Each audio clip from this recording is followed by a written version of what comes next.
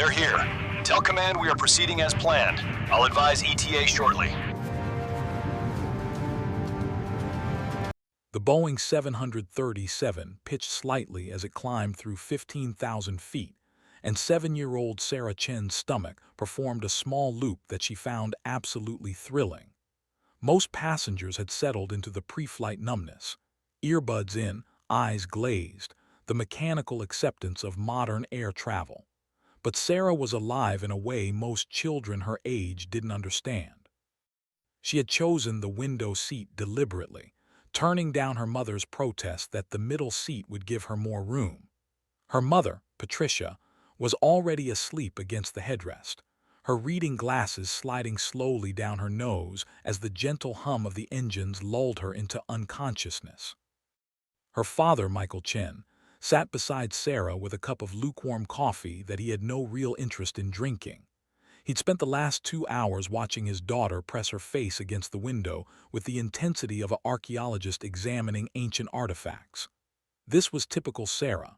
Since she could walk, she'd been different from other children, focused, observant, asking questions that made him wonder where this small person had acquired such a hungry mind. At work, Michael was a Navy mechanic, someone who maintained the aircraft that protected America's interests across the Pacific. He understood machinery in a way that most people didn't.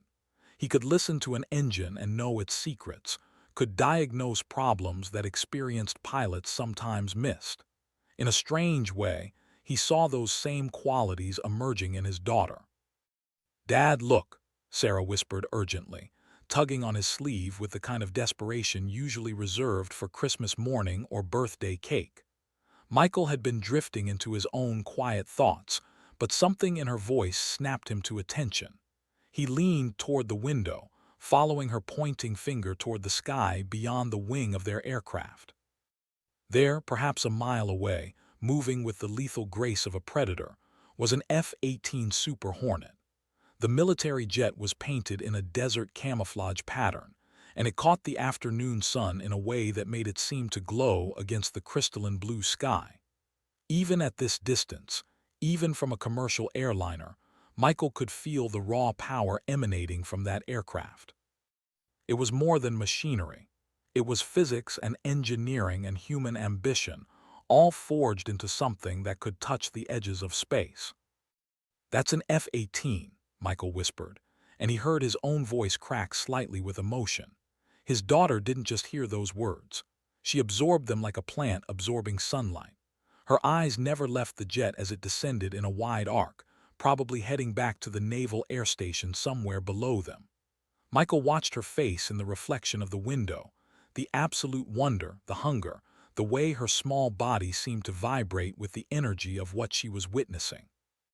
This moment, he understood with sudden clarity, was one of those pivot points in a person's life. Like watching someone strike a match and set the whole course of a river on fire. Sarah continued to stare out the window even after the F-18 had disappeared beyond the clouds. Her hand remained pressed against the glass, and Michael could see her lips moving silently as if she were committing every detail to memory. The shape of the wings, the way the sun reflected off the fuselage, the impossible angle at which it had turned. Most children would forget about it by dinner. They would move on to the next distraction, the next bright object. Michael had a sense, a premonition almost, that his daughter was different. The flight continued for another 3 hours and Sarah remained transfixed. She asked questions during the descent that showed she'd been thinking deeply about what she'd seen. "How fast does it go, Dad? Faster than us? How does it turn like that without falling? Do the pilots get scared?" Michael answered what he could, admitting when he didn't know something, which somehow made her respect his answers even more. Patricia woke up as they approached San Diego, and Michael whispered to his wife about what had happened. Patricia smiled the patient smile of a mother who'd already accepted that her daughter was going to be unusual. When they landed and taxied into the gate, Sarah pressed her face to the window one last time. The tarmac was filled with commercial aircraft, cargo planes, ground vehicles moving in organized chaos. She was looking for something else. looking for that glimmer of movement that meant a fighter jet somewhere in the sky above them was still doing its dance with gravity and physics. That night in the hotel room where they were staying for a family reunion, Sarah lay in bed unable to sleep. The blue glow from the television flickered across her face as her parents watched the news in the adjoining room. She was thinking about what it would feel like to sit in a jet fighter, to feel that power around her, to be the one controlling all that impossible machinery. She was thinking about acceleration and altitude, and the space between the clouds where something could move faster than sound. She was thinking about becoming a pilot.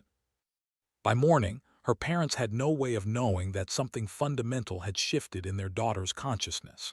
Sarah didn't announce it. She simply became someone who noticed things about the sky, someone who read books about aviation even though they were above her grade level, someone who downloaded pictures of fighter jets and taped them carefully to her bedroom walls, creating a shrine to something that most 7-year-olds couldn't even imagine. That single moment, when an F-18 caught the afternoon light at 35,000 feet, when a tired Navy mechanic pointed and whispered words that sounded like poetry, had planted a seed in Sarah Chen's mind. The seed would grow through middle school while her classmates worried about boys and popularity. It would sustain her through high school when guidance counselors suggested more realistic career paths. It would drive her through the brutal fitness tests of the Air Force Academy when every muscle in her body screamed that she couldn't do this, that girls like her didn't belong in cockpits. That seed would become a mighty oak, strong enough to weather any storm. But on that afternoon, climbing through 15,000 feet in a commercial airliner, Sarah Chen was just a little girl looking out at the sky. A little girl who had glimpsed something beautiful and fierce and alive, and had somehow understood, without being able to articulate it, that her life's purpose was waiting for her there among the clouds. The circle had begun. The journey had started. There was no going back. The gates of the United States Air Force Academy rose like the threshold of a fortress, all granite and ambition and unspoken promise. Sarah Chen stood in her dress blue uniform on reception day in June 2012, her shoulders back, her chin level, her heart hammering against her ribs with the force of a jet engine at full throttle. Around her, hundreds of young men and women filed through those gates, all of them thinking the same thing. They had been chosen. They were special. They would become something more than they were when they walked through that door. They would soon discover that belief was both correct and devastatingly incomplete. The Air Force Academy wasn't just a school. It was a crucible designed to break people down to their fundamental components and rebuild them as warriors. The academic rigor was relentless. The physical demands would have crushed civilians. The psychological pressure was constant and suffocating. Sarah had known all of this when she applied. She had prepared for it with the same methodical focus that had carried her through high school. She had run every day, studied technical manuals meant for engineers, and spent hours in the gym building the kind of strength that would be required. What she hadn't prepared for, what no amount of preparation could have readied her for, was the specific gravity of being a woman in an institution that had only recently, and reluctantly, opened its doors to female pilots. By her second semester, the whispers had become impossible to ignore. "Women can't handle the G-forces," Dr. Morrison said during an aerodynamics lecture, his voice carrying through the classroom with the casual confidence of someone stating an obvious fact. Sarah felt 30 pairs of eyes slide toward her. She didn't flinch. She didn't blink. She simply continued taking notes, her pen moving steadily across the page. But her jaw had clenched so tightly she could feel the muscles bunching along her temple. Later that week, during a discussion about fighter pilot selection criteria, Morrison made his point even more explicitly. "The human body has limits," he said, staring directly at Sarah. "Especially certain bodies.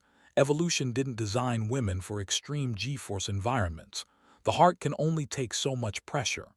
The implication hung in the air like toxic gas. Sarah raised her hand. "Sir, with respect, the human body is adaptable," she said, her voice steady and clear. An individual variation within gender groups is often greater than variation between them. If you're suggesting that no woman can handle G-forces, the data doesn't support that conclusion. Morrison's face darkened.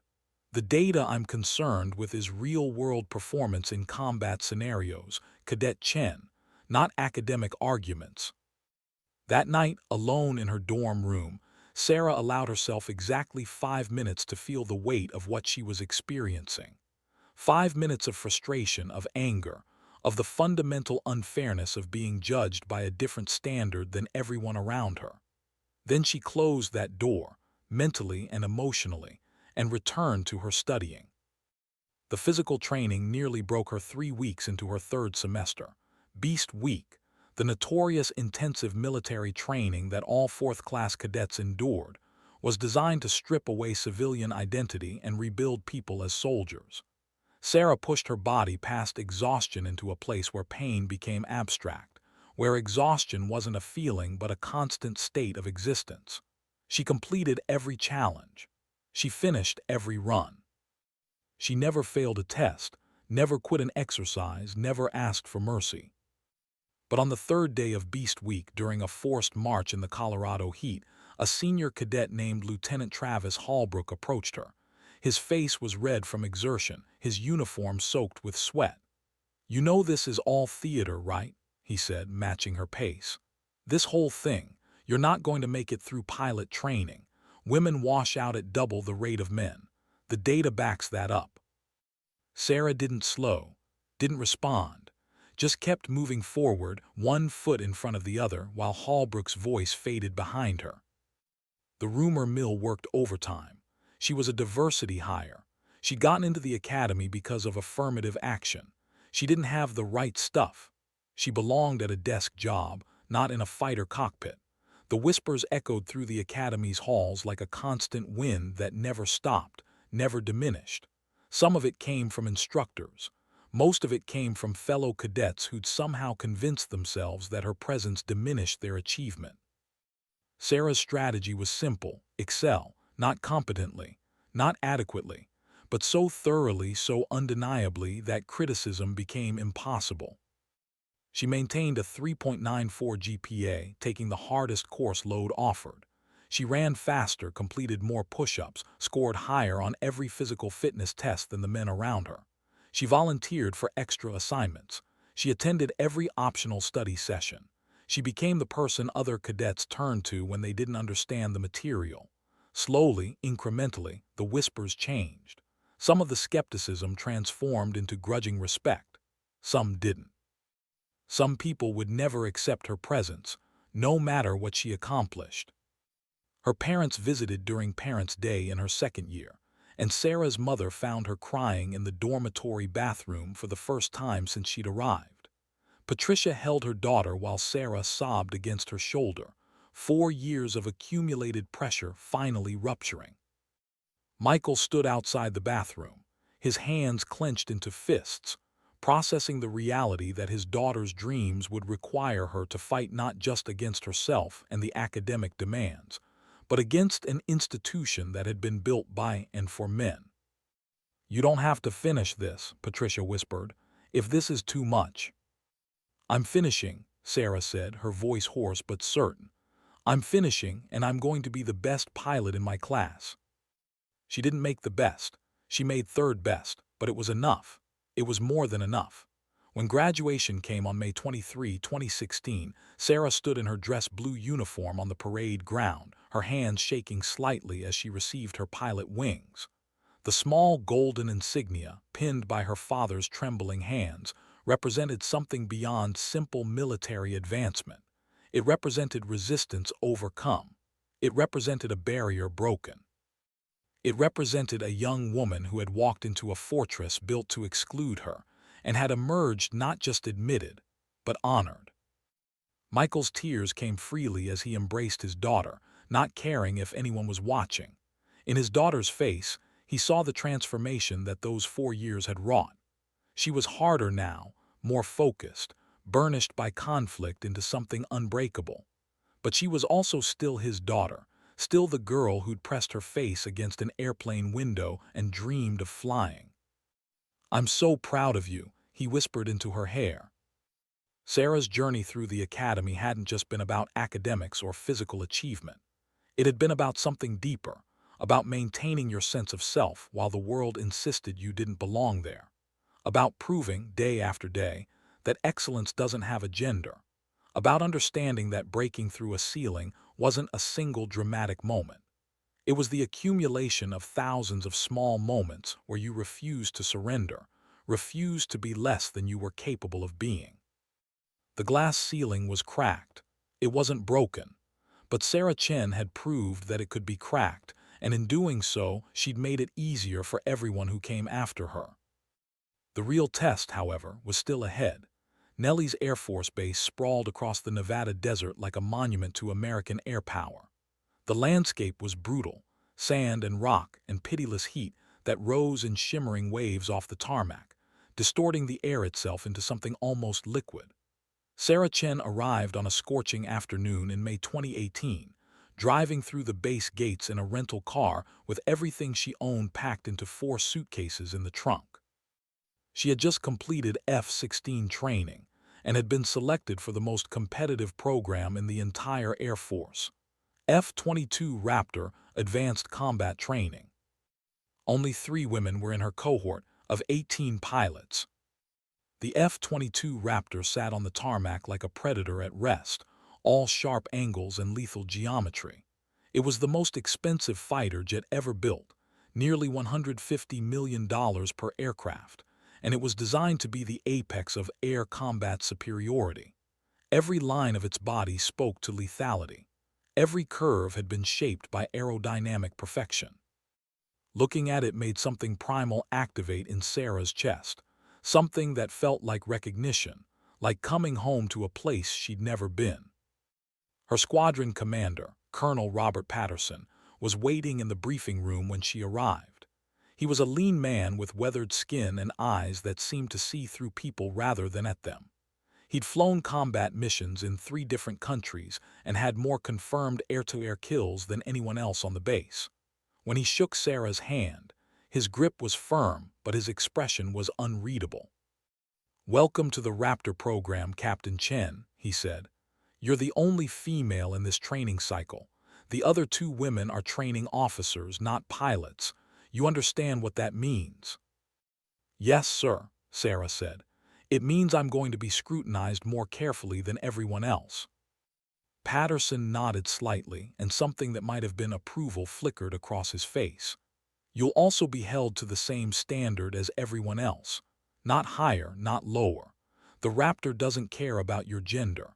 It only cares whether you're good enough to master it, and if you're not good enough, it will kill you without hesitation." The training program was a gauntlet. 2 weeks of classroom instruction on systems and procedures so complex that Sarah's brain felt like it was being rebuilt from the inside out. The F-22 required a different way of thinking than the F-16. It was faster, more maneuverable, more lethal. But it was also less forgiving. Mistakes that an F-16 might survive would be fatal in a Raptor. Her first solo flight was scheduled for a Tuesday afternoon. The night before, Sarah didn't sleep. She lay in her assigned quarters, staring at the ceiling, her mind cycling through pre-flight checklists and emergency procedures and all the 1,000 ways things could go wrong. By dawn, she was mentally exhausted but physically wired with adrenaline. The morning weather briefing showed light winds, clear skies, perfect conditions. In some ways, that made it worse. There was no external excuse for failure, no weather to blame if something went wrong.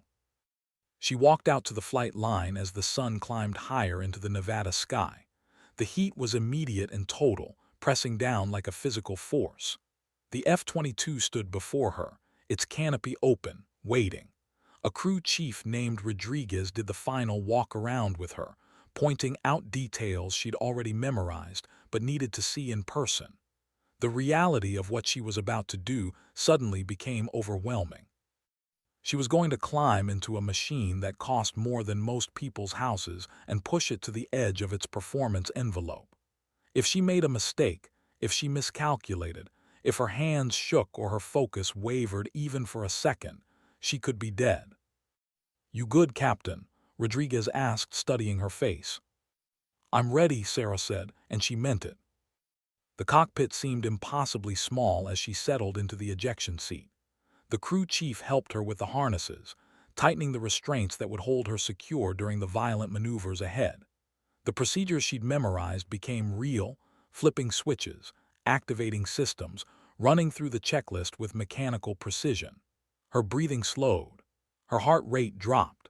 She slipped into a state of hyperfocus where nothing existed except the machine and the sky and the next step in the sequence.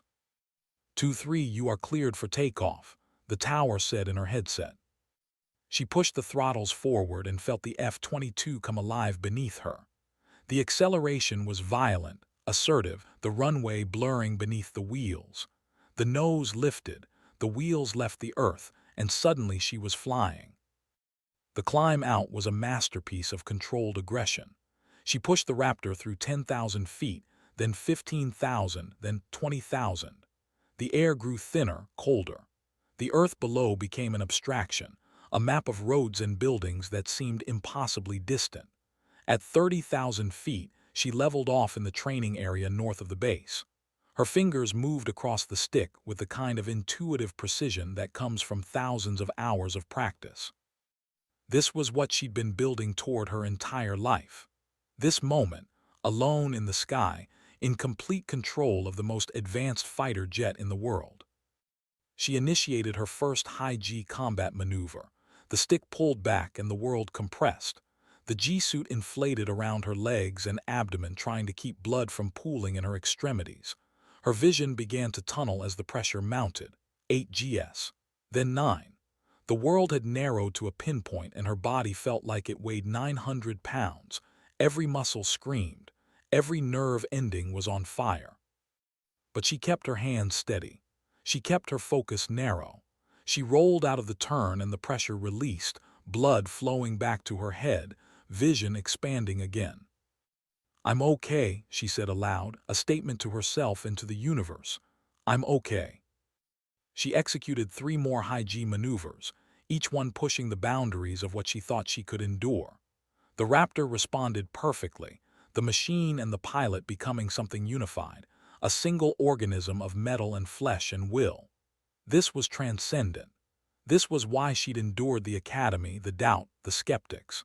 This moment, suspended between Earth and space, in control of something magnificent and terrible and beautiful, was worth every sacrifice. The landing approach was textbook perfect. She descended through 5,000 feet, then 1,000, aligned with the runway. The controls felt responsive, the trajectory steady. The wheels kissed the tarmac with barely a bounce, and she deployed the drag chute, feeling the deceleration pulling her back against the seat. She taxied back to the flight line, shut down the engines, and sat in the sudden silence of the cockpit. Her flight suit was soaked with sweat. Her hands were shaking slightly. Her heart was hammering against her ribs. She had just flown the most difficult aircraft in the world, pushed it to the edge of its performance envelope, and brought it home safely. As she climbed out of the cockpit and descended the ladder, the crew chief Rodriguez was waiting with a grin on his face. "That was beautiful, Captain," he said. "That was the cleanest first solo I've seen in 3 years." The debriefing was clinical and precise. Colonel Patterson reviewed every aspect of her flight, discussing decisions and techniques and areas for improvement. But there was something different in his demeanor. She'd passed the most important test. She'd proven she belonged here. Walking back to her quarters that evening, Sarah looked up at the sky. The sun was setting, painting the clouds in shades of gold and purple. Somewhere up there in the space between Earth and stars, she'd found something essential to her being. She had found her place in the world. The real work was just beginning, but she was ready. In fighter pilot culture, call signs were not gifts. They were surgical strikes, weaponized humor disguised as camaraderie. A pilot could train for years without earning one, could fly hundreds of sorties and still be called by their last name or their slot number in the rotation. But the moment something went wrong, a mistake, A moment of panic, an embarrassing story that spread through the squadron. That was when the call sign would be born. It would be cruel and memorable and permanent, stuck to you like a second skin for the rest of your career. The best pilots accepted their call signs with good humor, understanding that being targeted for ridicule meant you were good enough to deserve it. Sarah had been flying with the squadron for 6 months without a call sign, which meant either she was completely unremarkable or she was so competent that the other pilots hadn't found an angle of attack against her personality. The latter seemed unlikely in a squadron where pilots spent hours trying to find leverage against each other, searching for the smallest crack in the armor where humor could be driven like a wedge. The mission that changed everything was supposed to be routine, a training sortie over the Nevada ranges, practicing low-level bombing runs through canyon terrain. Sarah was number 3 in a 4-ship formation, which meant she was following 2 more experienced pilots through the same course they'd already flown. The idea was to mirror their technique, learn from their decision-making, execute the maneuver consistently. It was basic training. The lead pilot was Major Derek Sanderson, a 10-year veteran with the callsign Hammer, because he never used finesse when brute force would do the job. He flew the canyon approach aggressively but competently, hugging the terrain so closely that Sarah could see dust being kicked up from the desert floor. The second pilot, Captain Tom "Trigger" Morrison, followed in close formation, maintaining perfect position relative to Hammer.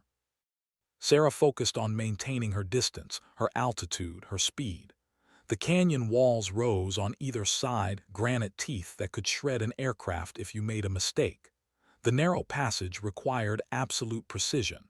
1 degree too high and you'd lose the visual reference. 1 degree too low and you'd impact terrain. One mistake and the Raptor would become a burning tomb at the bottom of a desert canyon. Hammer began his approach to the target, a series of X's marked on the desert floor in a canyon clearing. Sarah watched as he descended, lined up, and released his training ordnance. The bomb drops were clean. He pulled up sharply, banking toward the exit of the canyon. That's when Sarah saw it. A bogey radar return, another aircraft entering the training range from an unexpected vector. It was one of the aggressor pilots, someone whose job was to complicate training by introducing realistic threats. The bogey was attempting to cut off the formation's exit route, trying to force them to maneuver in a way that would test their tactical decision-making. Sarah understood immediately that she had a choice. She could follow the standard procedure, stick with the formation, and navigate around the threat like Hammer would. Safe, predictable, fine. Or she could do something different. She pulled hard on the stick braking formation with Trigger and Hammer. The G-suit inflated, pressing against her body as she climbed hard and banked right, threading her aircraft through the narrow canyon at an angle that existed somewhere between genius and suicidal. The canyon walls flashed past on either side, so close she could see the texture of the rock. She was flying with instruments and instinct, reading the terrain the way a surfer reads waves. Her speed was bleeding off as she climbed, but that was the point. She wasn't trying to outrun the bogey. She was putting herself in a position where the threat had to respect her weapons. "Winchester, pushing out," she reported calmly, her voice steady even though her body was being crushed under 9 gs of pressure. The maneuver shouldn't have worked. The angle was wrong, the approach was unconventional, the exit trajectory was nothing any standard training manual would recommend. But it worked perfectly. She rolled out of the turn, aligned with the bogey, and had a clean weapons solution on an aircraft that hadn't expected her to be there. The bogey pilot called the merge complete and broke off, acknowledging defeat. Sarah rejoined Hammer and Trigger for the flight back to base, her heart still hammering, her hands steady on the controls. The debriefing was brief and professional. Everyone had done their job correctly. The training objectives had been met.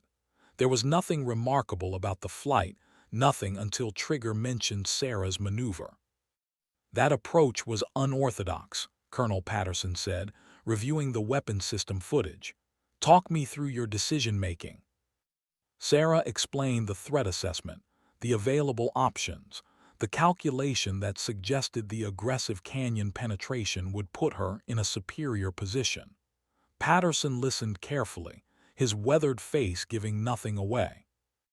"Don't ever do that again in a real combat scenario," he said finally. "That maneuver works in training because we have full situational awareness and safety protocols. In the real world, you could impact terrain. You could run out of energy. You could die." "Yes, sir," Sarah said. "But it was impressive as hell," Patterson added, and she heard something warm enter his voice for the first time. "That took courage and complete mastery of your aircraft." That evening, Sarah was sitting in the ready room reviewing maintenance logs when the squadron's senior pilot, Major James Hartwick, walked in with 3 other pilots behind him. Hartwick was a legend, 23 years in the Air Force, 4 confirmed kills, the kind of pilot that younger pilots studied like ancient warriors studied legendary generals. "Captain Chen," he said, and the room went quiet. Call sign ceremonies were always public. They were always memorable. "Yes, sir. We've been trying to figure out what to call you for 6 months," Hartwick said. "You're too competent for the obvious jokes, too focused to get embarrassed by anything. But today you flew like something out of Norse mythology." Sarah felt her chest tighten. "You were in that canyon," Hartwick continued, "reading the terrain, assessing threats, deciding who lives and who dies, like a warrior maiden from the sagas, like one of the choosers of the slain." He paused. "From this moment forward, you'll be known to this squadron as Valkyrie." The room erupted. Some pilots cheered, others smiled. A few, Sarah noticed, didn't smile at all. They sat with their arms crossed, their expressions neutral or slightly hostile. The call sign meant respect. It meant fear. It meant she wasn't just competent, she was exceptional. That night, alone in her quarters, Sarah examined what the call sign meant. In Norse mythology, the Valkyries weren't just warriors. They were the ones who chose which warriors would survive battle and which would fall. They had agency. They had power. They decided outcomes. The other pilots understood the weight of that reference. Some of them resented it. A few would spend months, maybe years, trying to prove they were better than the woman with the Norse goddess call sign. But they would never succeed in taking it away. Call signs, once given, were permanent. They were earned. And Sarah had earned hers in a moment of perfect clarity, when aircraft and pilot had merged into something transcendent. She looked in the mirror and saw something different looking back. Not a girl trying to prove herself. Not a woman fighting against institutional skepticism. Something older. Something that had looked down from the clouds across all of human history and made decisions about who deserved to survive. The call sign was a gift and a burden. It elevated her and isolated her. It made her unforgettable and impossible to hide. Everything was about to change. The call sign should have been an honor. Instead, it became a target on her back. It started subtly. A junior enlisted woman named Airman First Class Maria Rodriguez approached Sarah in the base gym 3 weeks after the ceremony. She was young, maybe 22, with the intensity of someone carrying a burden too heavy for her frame. "Captain Chen," Rodriguez said, her voice low and urgent. I need advice. About pilot training. I'm thinking about applying, but everyone says women shouldn't bother, that will just waste government resources. But I saw that footage of your canyon flight, and I thought if you could." Sarah listened. She gave advice. She provided encouragement. She didn't think much of it. But then there was another woman. And another. A female logistics officer. A female weapons system officer. A female engineer. They all came to Sarah with the same hunger in their eyes, the need to know that a woman could succeed in a male-dominated environment, that the barriers weren't absolute, that dreams built on impossible things could sometimes come true. Sarah became something she'd never asked to be, a symbol, a walking, talking representation of female achievement in the military. Every time she succeeded, it felt like a victory not just for her, but for the entire invisible army of women fighting against the same doubts and skepticism she'd fought.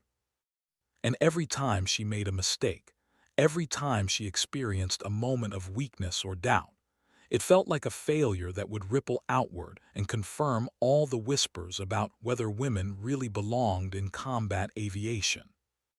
The pressure was suffocating. Meanwhile, something else was happening in the squadron. Not all of the male pilots were celebrating Valkyrie. Some of them were resentful. Some of them were angry.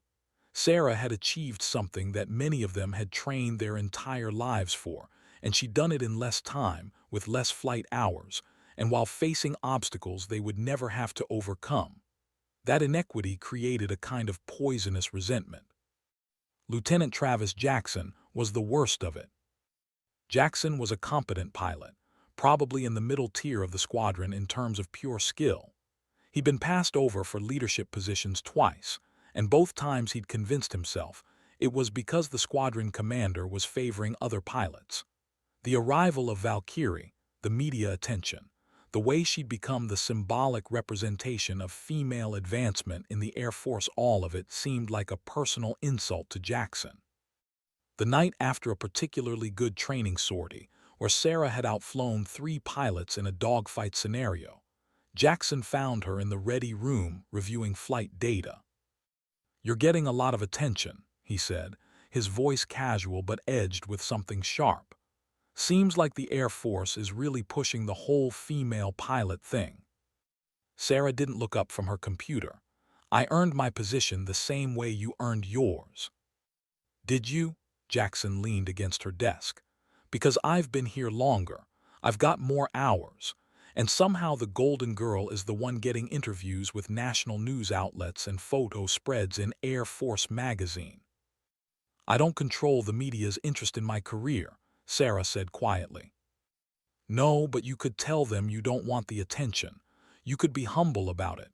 Instead, you're out there being the face of diversity in the military. Makes the rest of us look bad by comparison." Sarah finally looked up. "Is there something specific you want to say, Travis?" Jackson straightened. "Just that some of us think you should remember why you're here. You're here to be a pilot, not to be a symbol, not to be a diversity hire." He walked away before she could respond. The sabotage started 3 weeks later. During a night combat scenario, a low-level bombing run over terrain where visibility was minimal, and mistakes could be fatal. Sarah was flying as number 2 in a 2-ship formation with Jackson as lead. The mission parameters were designed to test their ability to operate in degraded visual conditions, relying heavily on instruments and communication between the 2 aircraft. Jackson was supposed to provide navigation guidance and coordinate their approach to the target. Instead, he cut off her approach vector. It happened in a fraction of a second. Jackson banked hard right, positioning his aircraft directly in Sarah's flight path. At their speed and altitude, there was no time for discussion or negotiation. Sarah had seconds to react or they would collide. She yanked the stick hard, pulling her Raptor into a vertical maneuver that should have torn the wings off the aircraft. G-forces crushed her body into the ejection seat. Her vision tunneled. She barely maintained consciousness as she threaded between Jackson's aircraft and a ridge of mountains behind him. She pulled up hard, creating distance between their 2 planes, her heart hammering against her ribs. "Lead, what the hell was that?" she transmitted, keeping her voice steady despite the adrenaline flooding her system. "Equipment malfunction," Jackson replied smoothly. "Navigation system went out for a second. You handled it well." It was a lie. Sarah knew it was a lie. You didn't deliberately cut off a formation partner unless you were trying to cause an accident. This wasn't a mistake. It was a test. Or maybe it was an attempt to force her to make an error that he could then blame her for. She filed a formal complaint that night. Everything was documented. The time, the location, the maneuver, the way Jackson's aircraft had positioned itself. She knew there would be consequences for doing this. Pilots who filed complaints against other pilots were sometimes seen as unable to handle the pressure, unwilling to solve problems internally, weak. The complaint reached Colonel Patterson by morning. The debriefing was tense. Jackson denied everything, claiming equipment malfunction. His aircraft's flight data was reviewed and it showed no evidence of navigational failure. In fact, the data showed his systems were functioning perfectly. The implication was clear. The maneuver had been intentional. But Jackson had allies. Two other pilots came forward saying that Jackson was a solid pilot, a good guy, that Sarah might have misinterpreted a simple maneuver. The whisper campaign started. She was being oversensitive. She was using her gender as an excuse for a training incident. She was trying to get a male pilot in trouble because she couldn't handle competition. Sarah sat in Colonel Patterson's office as he reviewed the situation, his weathered face unreadable. "This is a problem," he said finally, "not because of what Jackson did, but because of what his actions represent. There are pilots in this squadron who resent you. They're going to continue to test you, and if you show weakness, they'll exploit it." "So what do I do?" Sarah asked. Patterson leaned back in his chair. "You can transfer. You can ask for reassignment, get out of the pressure cooker. No one would blame you. The military would probably prefer it, actually. One less controversy." Or, Patterson continued, "you can do what you came here to do. You can fly better than any of them. You can lead. You can prove not just to yourself, but to this entire squadron that you deserve to be here not because of your gender, but because you're an exceptional pilot." "Is that even possible?" Sarah asked. "After this?" Patterson stood and looked out his office window at the flight line. "It won't be easy. Jackson will probably get passed over for promotion. I'll make sure of that. But there will be other Jacksons, other pilots who resent what you represent. The question is whether you're going to let them define your career or whether you're going to define it yourself." Sarah understood then that the call sign hadn't been a gift. It had been a burden disguised as an honor. Being Valkyrie meant she could never be average. She could never have a bad day and just move on. Every action, every mistake, every triumph would carry weight beyond herself.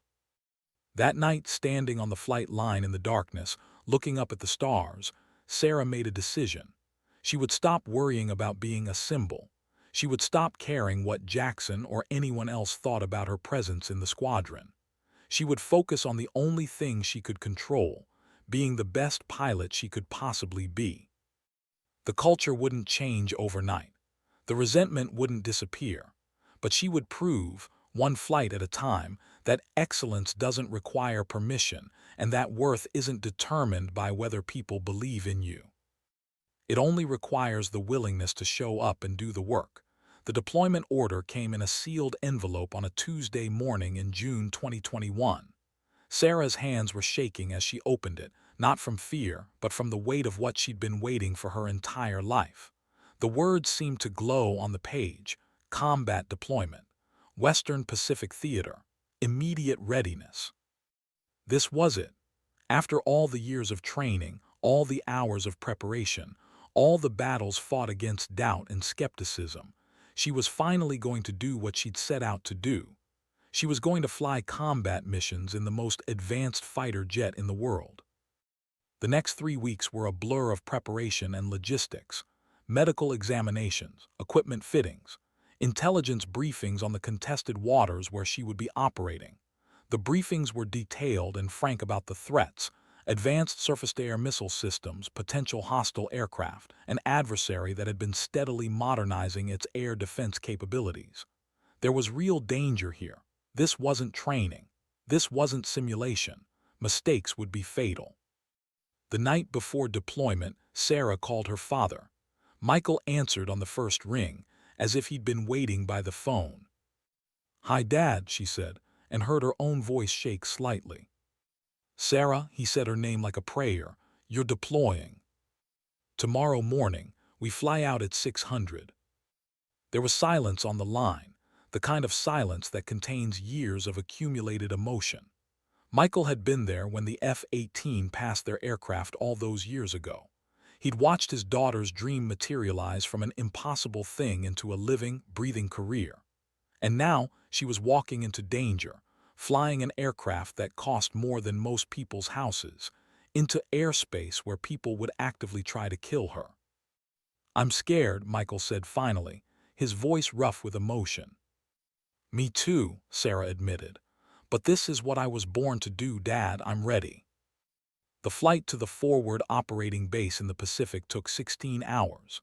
Sarah spent the time reviewing mission parameters, studying threat assessments, and running through emergency procedures in her mind.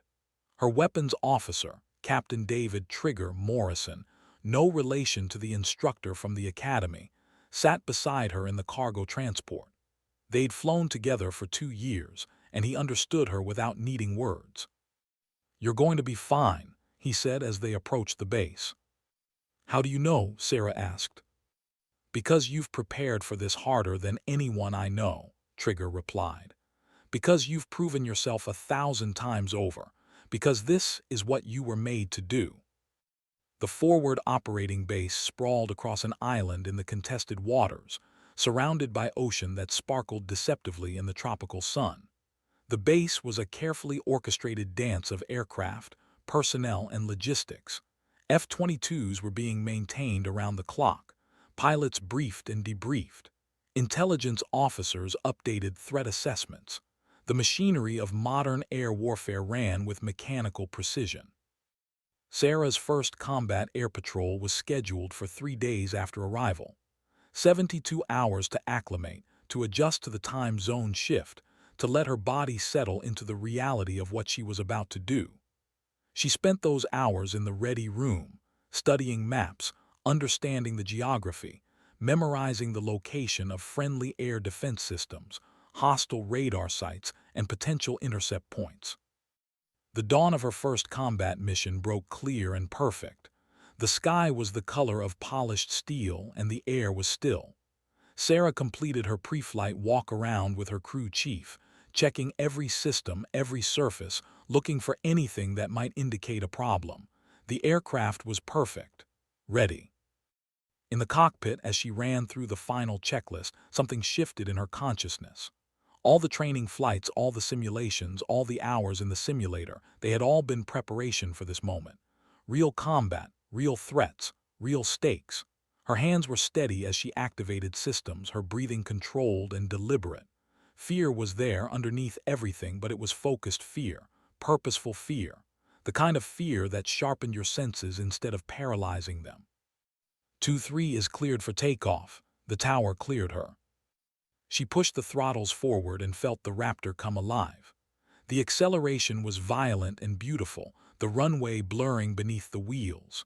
The nose lifted, the earth fell away, and suddenly she was flying.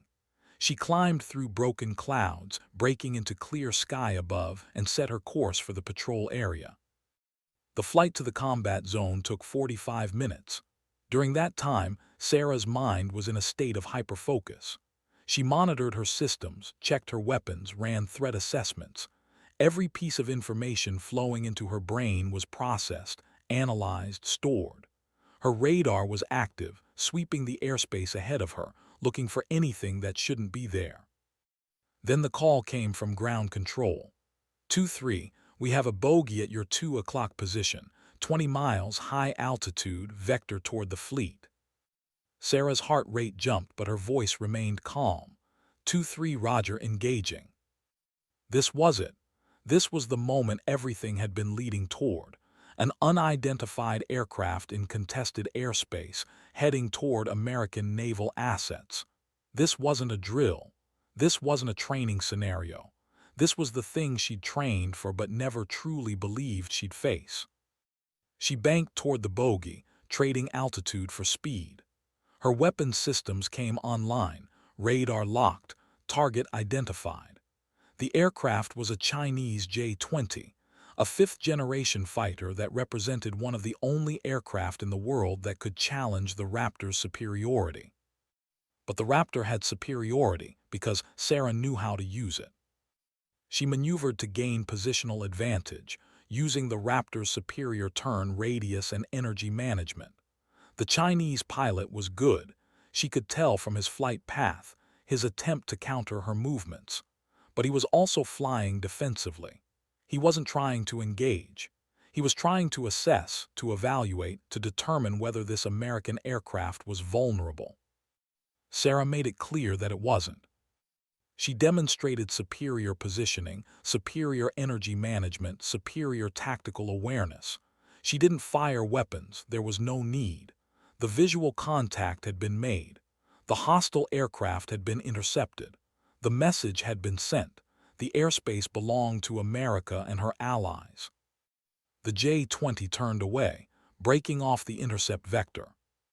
"Bogey turning back," Sarah reported calmly, her voice steady despite the adrenaline flooding her system. "Returning to hostile territory." "Roger 2-3, good work, continue patrol." For the next 3.5 hours, Sarah maintained her position in the combat air patrol, watching the sky, monitoring her systems, remaining vigilant for any threat. Her heart was still racing from the intercept, but her hands were steady and her mind was clear. When she finally returned to base, she landed with perfect precision and taxied to the flight line.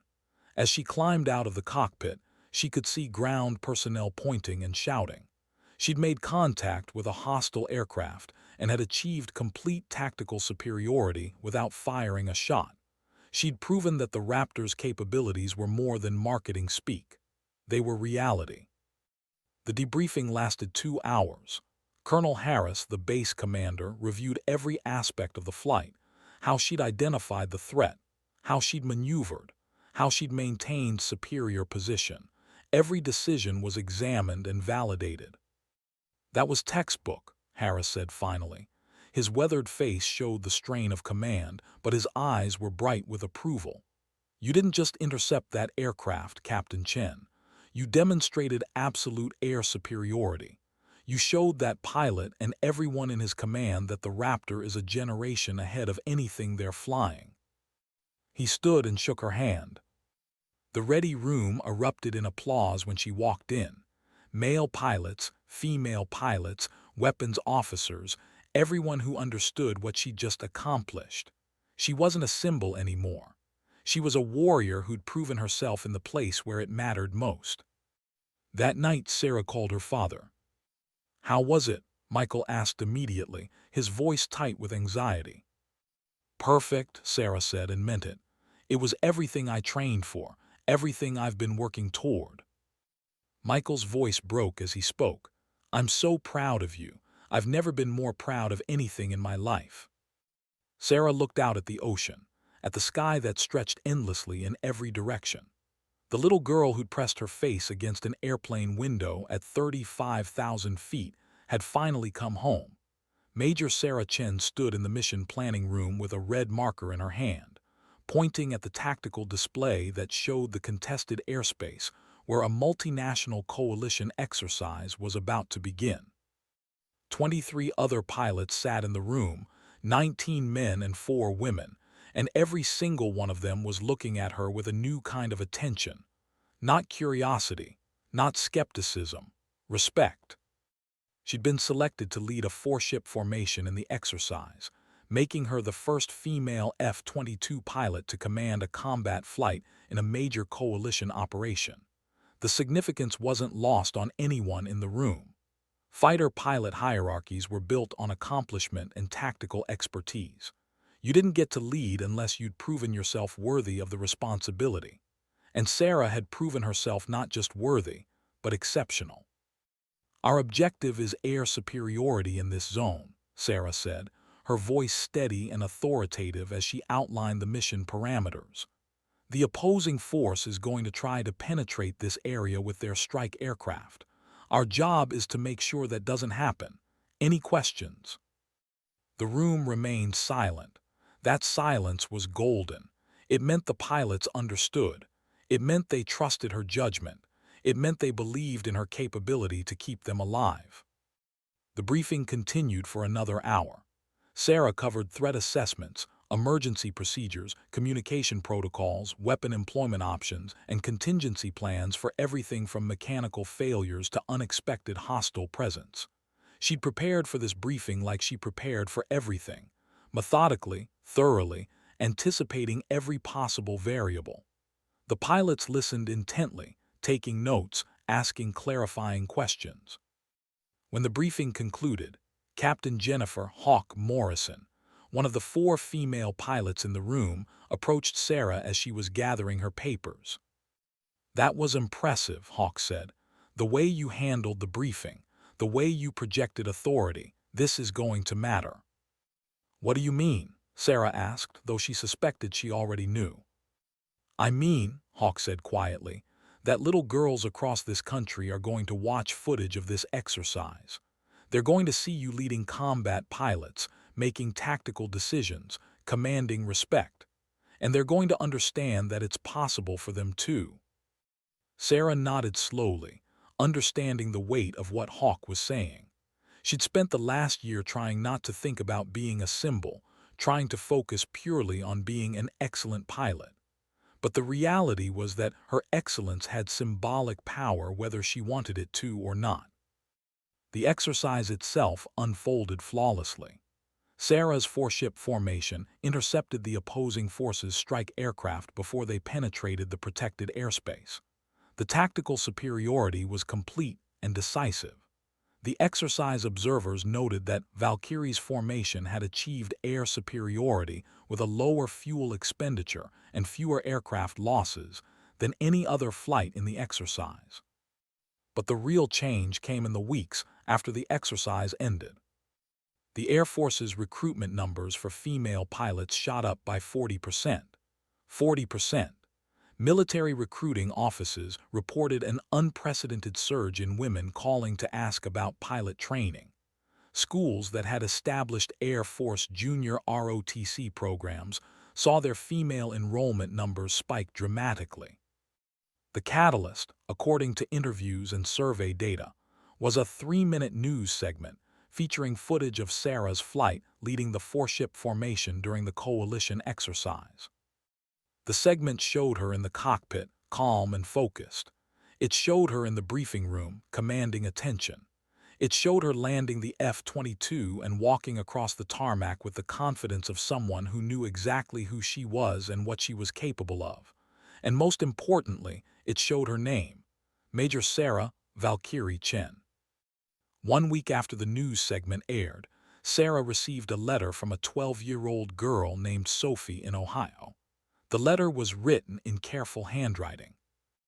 "Dear Major Chen, I saw you on the news flying the F-22. I want to be a fighter pilot just like you. My teacher said I was too small and too sensitive to ever be a pilot. But when I saw you, I realized that maybe they were wrong. Thank you for showing me that girls can do anything if they work hard enough. I'm going to be a pilot. I'm going to have a call sign. I'm going to be brave like you." Sarah read the letter 3 times, tears streaming down her face. This was what it meant to be a symbol. This was the weight and the responsibility and the beauty of it all combined into one devastating moment. More letters came, dozens of them, from girls in middle school and high school who decided to pursue aviation because they'd seen her, from female officers in other branches of the military who'd found courage in her example, from women who'd given up their dreams and were now reconsidering, from mothers who'd told their daughters it was possible. The Air Force recognized the opportunity. Sarah was invited to speak at recruitment events, to do interviews with national news outlets, to participate in a documentary about women in combat aviation.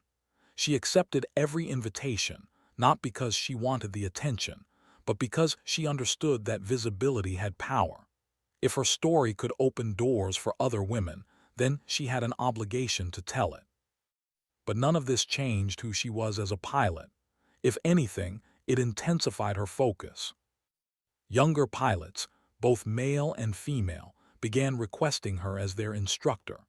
The backlog of pilots waiting for training slots under her supervision grew to the point where the squadron commander had to limit the number of requests she could accept.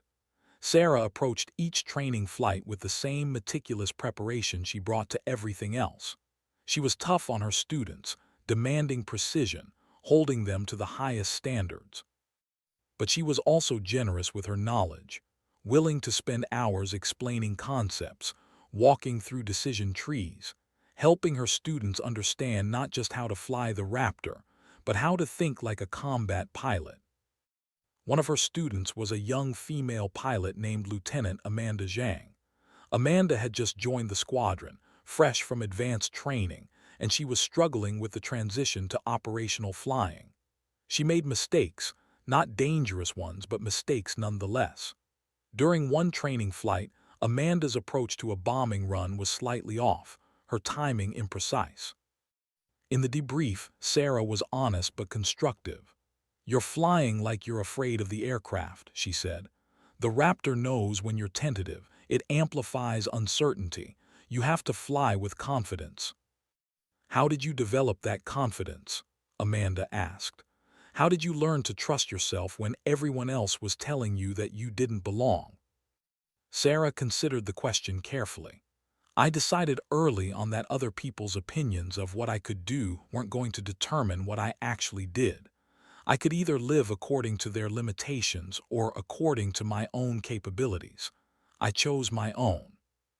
"But what if your capabilities aren't enough?" Amanda asked quietly. "What if I'm not good enough?"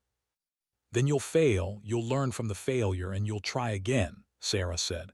"That's how excellence develops, not through being naturally perfect, but through relentless commitment to improvement." Amanda nodded, and Sarah saw something shift in her expression. Understanding, determination, the beginning of the kind of internal strength that would carry her through the difficulties ahead. Over the next 6 months, Sarah trained 47 pilots. Of those 47, 39 went on to complete advanced certifications at significantly higher rates than the squadron average. Female pilots who trained under her showed the highest confidence ratings in their exit surveys. Young male pilots reported that training under a female mentor had changed their perspective on gender and capability. But Sarah didn't think of herself as pioneering anything. She was simply doing her job, flying well, training well, maintaining the highest standards. The fact that her excellence happened to challenge assumptions about gender was almost incidental to her. What mattered was the flying. What mattered was the mission. What mattered was the next generation of pilots who would be better because they'd learned from her example. One night, alone in her quarters, Sarah looked at the wall where she'd hung a framed photograph of herself as a 7-year-old girl, pressing her face against an airplane window. Next to it, she hung the news clipping of the coalition exercise, with her name in the headline. "Valkyrie leads historic first all-female four-ship formation." The girl in the window had dreamed of this moment. The woman in the photograph had lived it. And now, she was opening the sky for countless other girls who were pressing their faces against windows, watching fighter jets, dreaming impossible dreams. The circle was beginning again, and again, and again. The sun was just beginning to paint the sky in shades of gold and crimson as Major Sarah Chen walked across the flight line at her hometown airfield. It was dawn on the day of the annual air show, and she was back in the place where it all began. The place where a 7-year-old girl had first glimpsed her destiny through an airplane window. 32 years later, that girl had become one of the most decorated female combat pilots in the history of the Air Force. Sarah was leading the opening formation for the U.S. Air Force Thunderbirds demonstration team. 4 F-16s painted in red, white, and blue performing maneuvers that pushed the aircraft to the edge of its performance envelope. It was an honor reserved for the most skilled pilots, and Sarah had been selected for this particular exhibition because of her combat record and her work mentoring the next generation of female pilots. She did a final walk-around of her Thunderbirds F-16, checking every surface, every control, looking for any indication of mechanical issues. The crew chief, a young airman named Martinez, gave her a thumbs up after completing his own inspection. Sarah had worked with Martinez for 6 months, and she trusted him completely. In fighter aviation, trust in your ground crew was as important as trust in your aircraft. The cockpit felt like home. It always did. Sarah settled into the ejection seat, ran through the pre-flight checklist with practiced efficiency, and felt the familiar sense of focus descending over her mind like a cloak. The radio crackled with the other 3 pilots checking in. They were ready. Thunderbirds 1 through 4 cleared for takeoff. The tower transmitted. Sarah pushed the throttles forward and felt the F-16 come alive. The acceleration was smooth and powerful, the runway blurring beneath the wheels. She lifted off cleanly, leaving the Earth behind, climbing into the dawn sky that was still mostly stars above the emerging colors of sunrise. The 4 jets climbed together in perfect diamond formation, climbing through the scattered clouds toward the clear blue sky above. Sarah could see the town sprawling below, the street where she'd grown up, the school she'd attended, the houses of friends from childhood who'd gone on to live ordinary lives. There was nothing wrong with ordinary, but Sarah had never been built for ordinary. She'd been built for this, for the sky, for flight, for the space between Earth and stars where anything was possible. The first maneuver was a break-to-echelon formation at 8,000 feet. The 4 jets separated in a coordinated movement that looked chaotic to untrained observers, but was actually the result of thousands of hours of training. Sarah's F-16 broke hard right, pulling 7 GS as she curved away from the formation before sliding back into position. The crowd below, thousands of people who'd arrived early to watch, would have gasped at the violence of the maneuver, at the way the aircraft seemed to defy physics. For 45 minutes, Sarah and the Thunderbirds demonstrated the full capabilities of the F-16.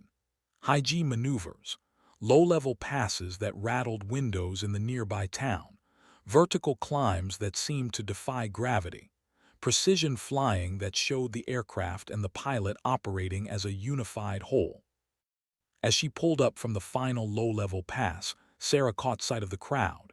Tens of thousands of people lining the airfield, their faces turned upward, watching the sky. Somewhere in that crowd was a 7-year-old girl. Sarah didn't know who she was yet, but she knew she was there.